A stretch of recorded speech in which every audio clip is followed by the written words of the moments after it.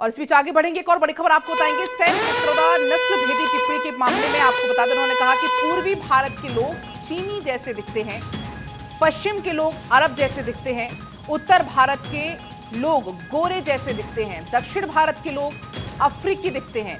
तो ये उनकी तरफ से बयान दिया गया और इस पर जमकर अब सियासत होने लगी है। बयानबाजी का दौर इसमें शुरू हो गया। लेकिन पहले आपको सुनाते हैं सैम पित्रोदा की तरफ से आखिर क्या कहा गया। But for a secular nation, Pakistan decided to create a nation based on religion and see what happened to them. We are a shining example of democracy in the world. We have survived 70 years, 75 years in a very happy environment where people could live together, leaving aside few fights here and there.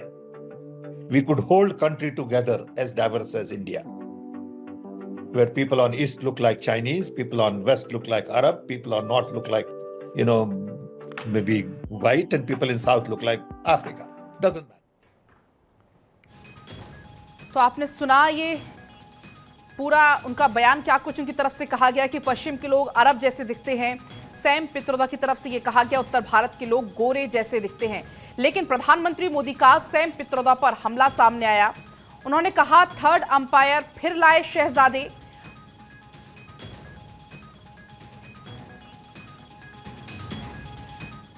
तो देखिए, इस पूरे पर अब जो है बयानबाजी तेज हो गई है। प्रधानमंत्री मोदी ने भी जमकर हमला बोला है सैम पित्रोदा पर।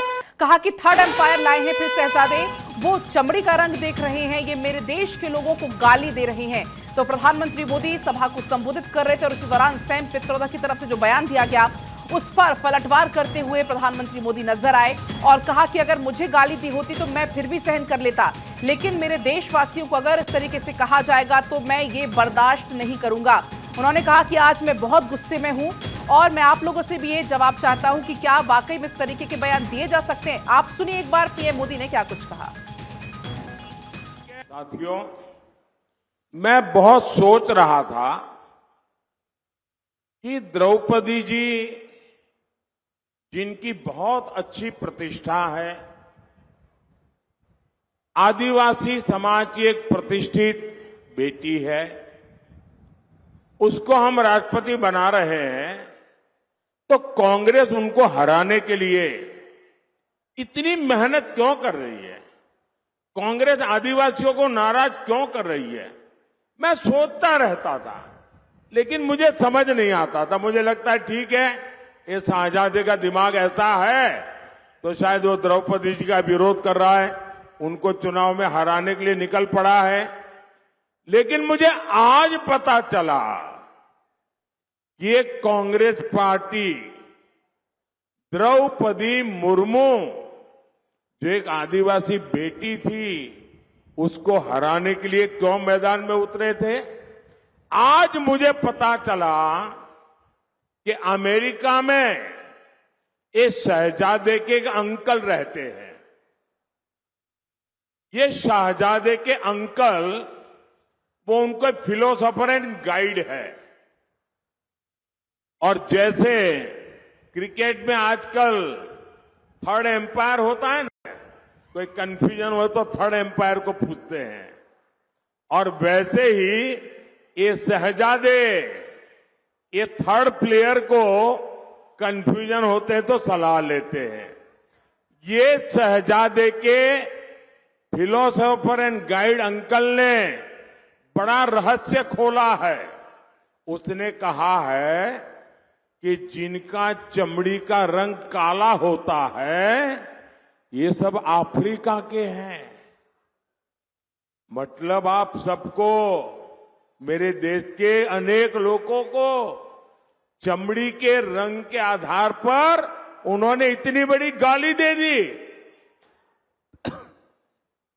तब जाकर के मुझे समझ आया कि चमड़ी का रंग देख करके उन्होंने मान लिया कि द्रौपदी मुर्मू भी अफ्रीकन है और इसलिए उनकी चमड़ी का रंग काला है तो उनको हराना चाहिए। ये सोच आज पहली बार मुझे तो पता चला कि ये दिमाग कहां काम कर रहा है इनका। ये देश को कहां ले जाएंगे?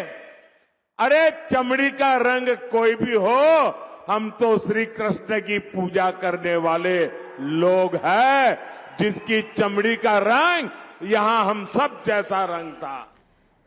तो आपने सुना प्रधानमंत्री मोदी को यहां पर जमकर हमलावर नजर आए राहुल गांधी पर, कांग्रेस पर। तो जिस तरीके से लोकसभा चुनाव जैसे जैसे आगे बढ़ रहे हैं वैसे वैसे नए मुद्दों पर जुबानी जंग भी लगातार आप देख रहे हैं किस तरीके से छिड़ती आ रही है। और ऐसी एक और जंग अब यहां पर शुरू हो गई है सैम पित्रोदा के बयान के बाद। आपको बता दें ये वीडियो सैम पित्रोदा का सामने आया, उस पर उन्होंने ये कहा, लेकिन इस पर अनुराग ठाकुर का क्या कुछ कहना है वो आपको एक बार सुनाते हैं। मैं आपसे एक बात पूछता हूं, कांग्रेस के लोग आजकल क्या कह रहे हैं? राहुल गांधी जी के friend philosopher guide Sam Pitroda